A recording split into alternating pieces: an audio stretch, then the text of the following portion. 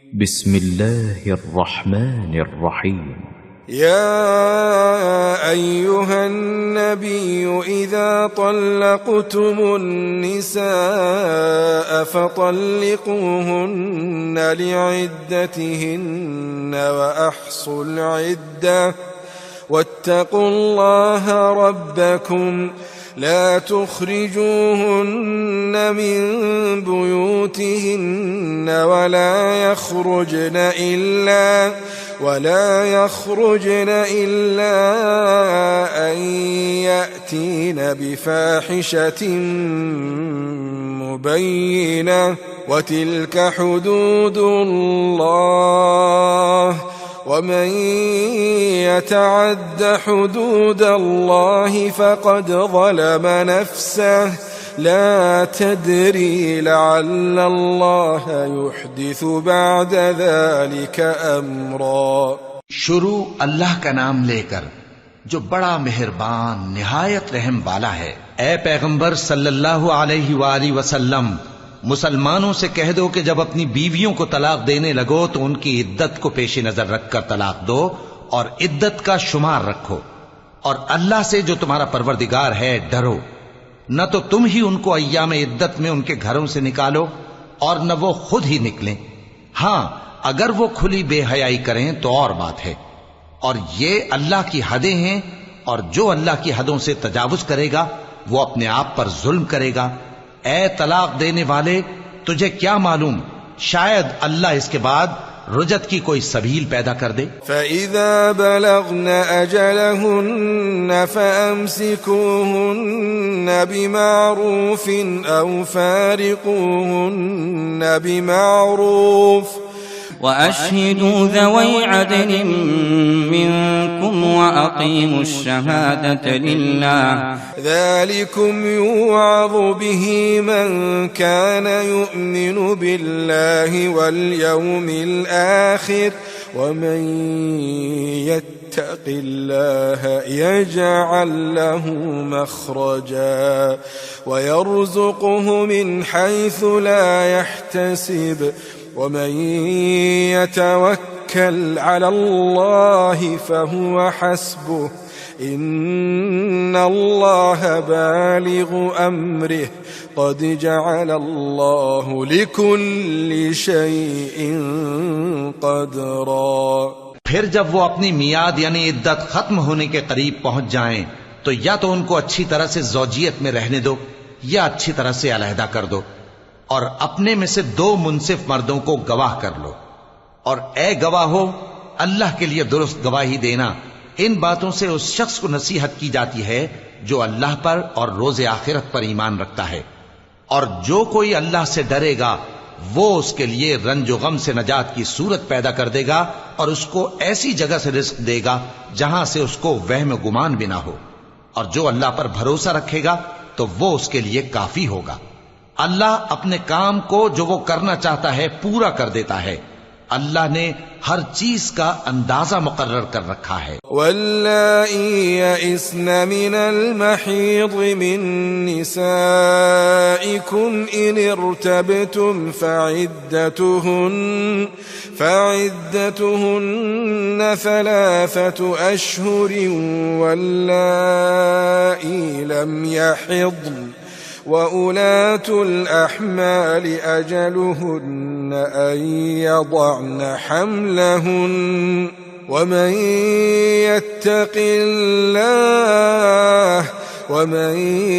يتق الله يجعل له من أمره يسرا ذلك أمر الله أنزله إليكم ومن يتق الله يكفر عنه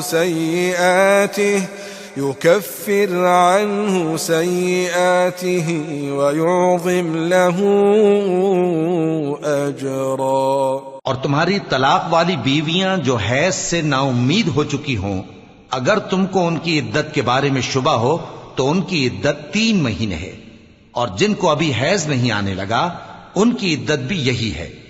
और हमल वाली औरतों की इद्दत वज़े हमल यानी बच्चा जनने तक है, और जो अल्लाह से डरेगा अल्लाह उसके काम में सहूलत पैदा कर देगा।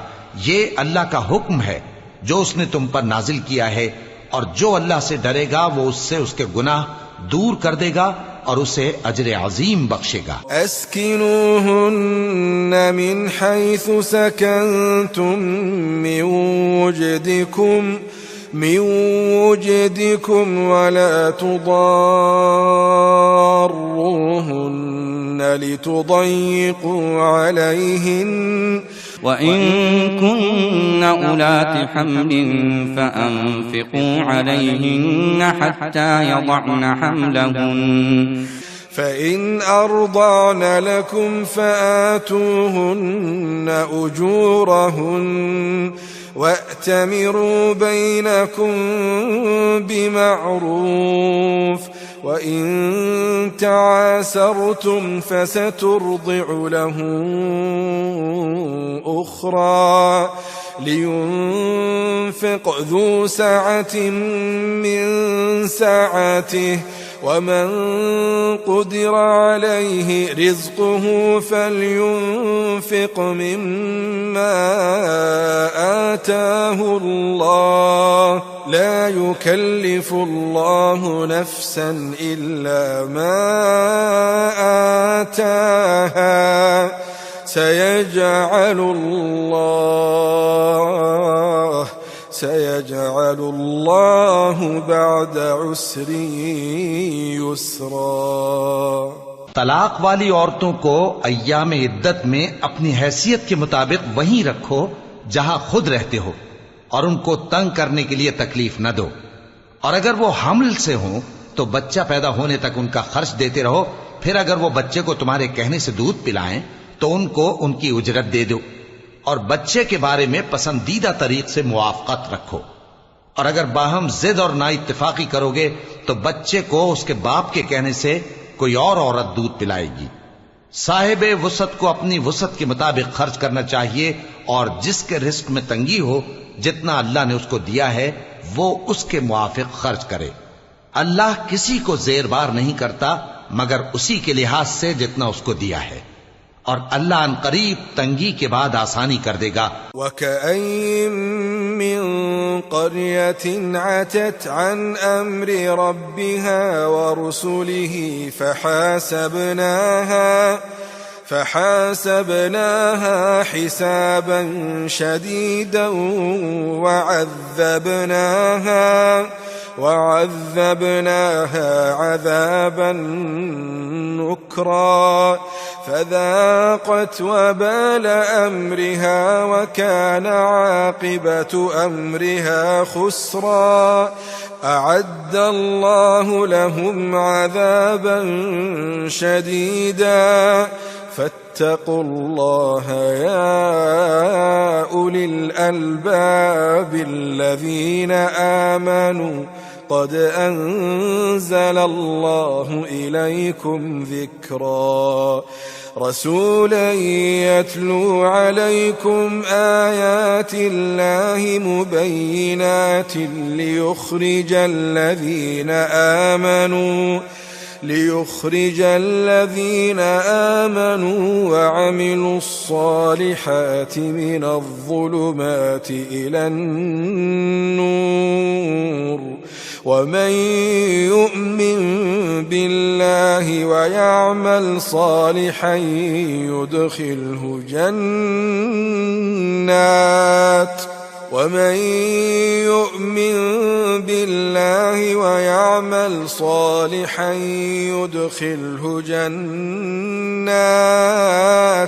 يدخله جنات تجري من تحتها الأنهار خالدين فيها أبدا قد أحسن الله له رزقا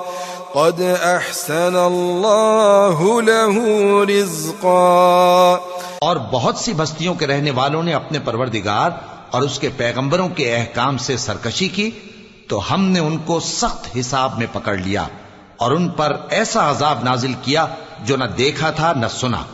सो उन्होंने अपने कामों की सजा का मजा चख लिया और उनका अंजाम नुकसान ही तो था। अल्लाह ने उनके लिए सख्त अजाब तैयार कर रखा है। तो ऐ अक्ल वालो जो ईमान लाए हो, अल्लाह से डरो। अल्लाह ने तुम्हारे पास नसीहत भेज दी है, यानी ऐसे पैगंबर जो तुम्हारे सामने अल्लाह की वाज़े आयतें पढ़ते हैं, ताकि जो लोग ईमान लाए और अमल नेक करते रहे हैं उनको अंधेरों से निकालकर रोशनी में ले आए। और जो अल्लाह पर ईमान लाएगा और अमल नेक करेगा वो उनको जन्नतों में दाखिल करेगा जिनके नीचे नहरें बह रही हैं, वो हमेशा हमेशा उनमें रहेंगे। अल्लाह ने उनके लिए क्या खूब रिज़्क़ रखा है। अल्लाहुल्लज़ी खलक़ सबअ समावाति व मिनल अर्दि मिस्लहुन यतनज़्ज़लुल अम्रु बैनहुन्न लितअलमू